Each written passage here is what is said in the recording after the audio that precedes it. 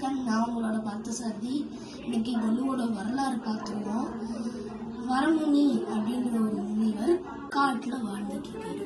அப்போ ஒரு தடவை அகஸ்தியர் அந்த வழியா போகும்போது, ஆனா இவருக்கும் தெரியும், வரமுனிக்கும் தெரியும் அந்த சைடு அகஸ்தியர் போறாரு, ஒரு வணக்கம் வைப்போம் அந்த மாதிரி இவருக்கு அந்த எண்ணம் கிடையாது.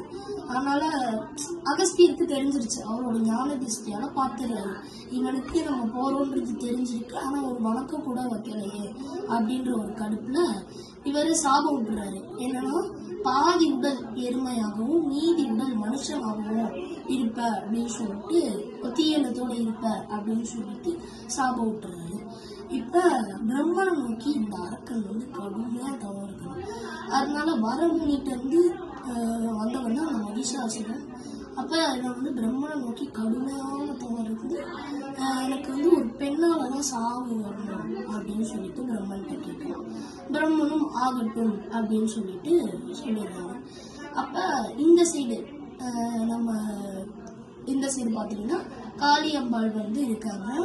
அப்ப சண்டு முண்டு அப்படின்றவங்க இவங்கள கட்டுக்குள்ள கொண்டு வந்துடணும், பவர்லாம் இவங்களோட காளியம்பாளோட பவர்லாம் நம்ம எடுத்துக்கணும் அப்படின்னு சொல்லிட்டு காளியம்பாளோட பவர்லாம் எடுக்கிறக்காக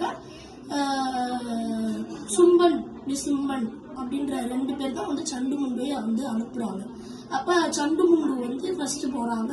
அம்பாள் காளி அம்பாள் காளி அவதாரம் எடுத்து கொண்டுடுறாங்க.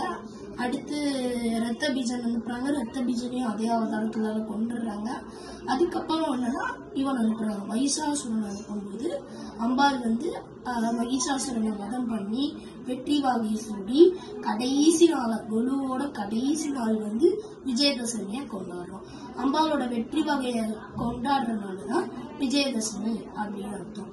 அம்பாள் மகிஷாசுர மர்தினின்னு சொல்றாங்க இல்லையா, அம்பாளுக்கு இன்னொரு பேரும் காத்தியாயினி அப்படின்ற ஒரு பேரும் இருக்கு.